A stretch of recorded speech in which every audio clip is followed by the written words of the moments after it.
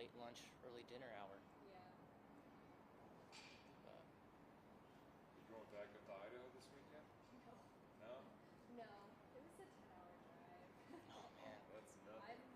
I'm staying put for a while. Like every summer, it's just what I do with my friends. So. Yeah. Like just the drive to Boise is long enough. We had like it's just Yeah, that's quite. Normally I fly, but flights are expensive, and it was a last-minute decision. Yeah. So. Yeah. does Coeur d'Alene have an airport? No, I fly into Spokane. Oh, Spokane, yeah. Is it close to Spokane? About an hour and a half. Is it? Okay. Yeah, at most. Maybe an hour. That makes sense. Are you soon? Yeah, we're up and going now. I don't know if y'all want to wait for it. If you don't mind, we can give it a minute or two. But Yeah. I mean, we did say 9, but just a courtesy. Yeah. Yeah. Also, if I hold my recorder like right here, am I out of your camera shot? You'd be in the bottom corner, so you'd be okay. Okay, right here? Okay. Yeah, you'd be alright. I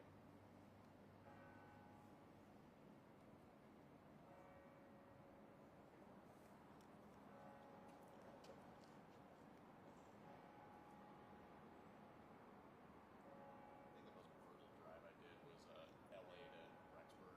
That is a terrible drive. That's is not fun. It's so boring. I did Tri-Cities to LA like a couple times. Oh. How long is that one? It's like 19 hours. But LA, I mean, to Rexburg's got to be far. It's like, well, thankfully most of it just runs along I-15, so it's like if you do it just right, I did it in like 13 months. But like it's one time we had like car troubles and had to go a different route, and it was like 18 hours. It was awful. But I think we're good to start in the interest of time. Yeah. Okay. You can say and spell your first and last name for the record, and let us know what happened. Yep. My name is Mark Wyan, MarkWian, and I'm a sergeant with the Salt Lake City Police Department's Public Relations Unit. So what happened in this arrest? Yep.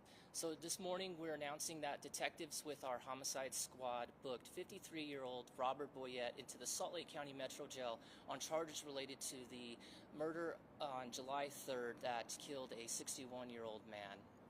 Before I get into those details on how we were able to locate Mr. Boyette, I want to first recognize and thank the officers and department members who worked tirelessly to investigate this case and locate Mr. Boyette. You know, from the first officer that arrived on scene to all the department members, our crime lab technicians, our detectives that responded out there with our car team, our homicide squad, our VCAT team that helped locate Mr. Boyette yesterday, our K9 teams that tracked, assisted with that, our drone program. There were a lot of resources, a lot of department members invested in this because that's our commitment to the community to help make sure that we investigate these cases as far as we can.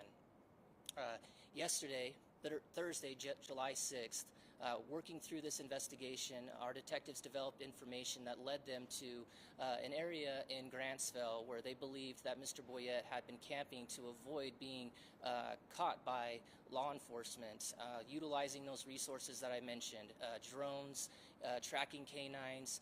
We are grateful also with the assistance of the Unified Police Department of Greater Salt Lake and the Department of Public Safety.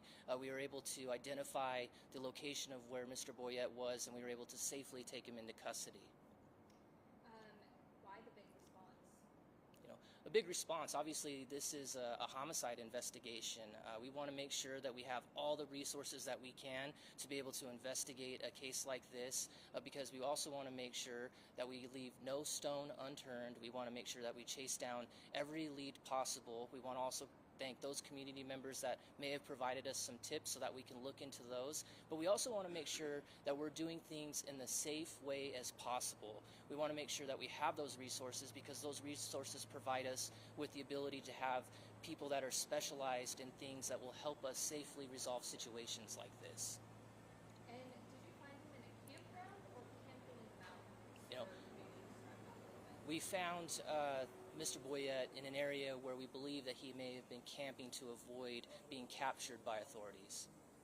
Are you able to comment on what information led you to find him out there?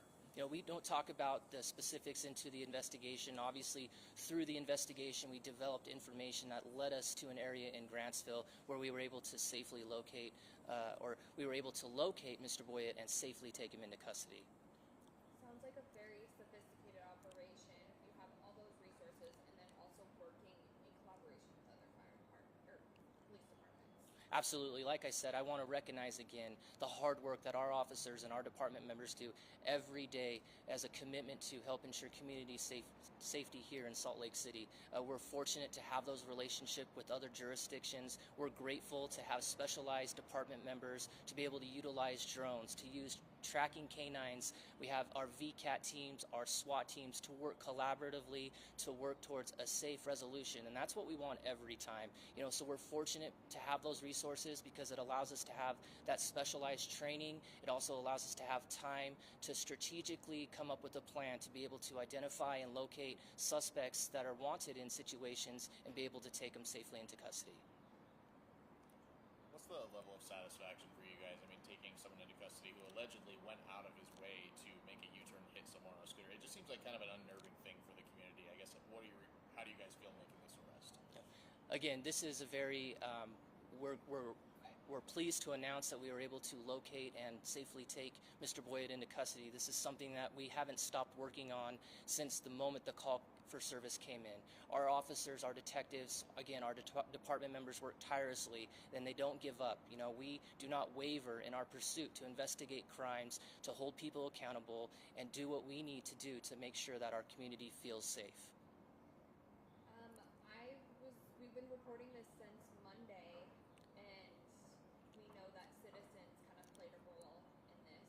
What, for future reference, can people do when something like this happens in terms of keeping an eye out and staying safe and helping you guys out?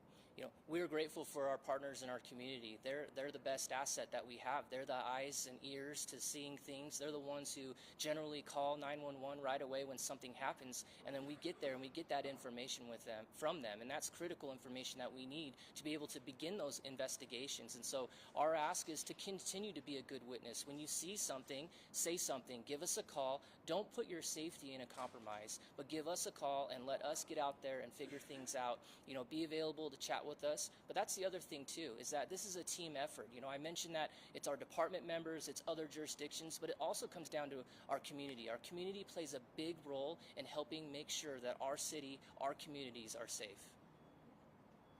Answers all my questions. Anything else you want to add? Now, again, just want to give that recognition to our officers, you know, from the first officer that showed up to our homicide squad, our VCAT detectives, our SWAT team, drone operators, our canine officers and handlers. You know, they played a very big role into this, and we're grateful that we have those resources to be able to reach a conclusion here and safely take the suspect into custody.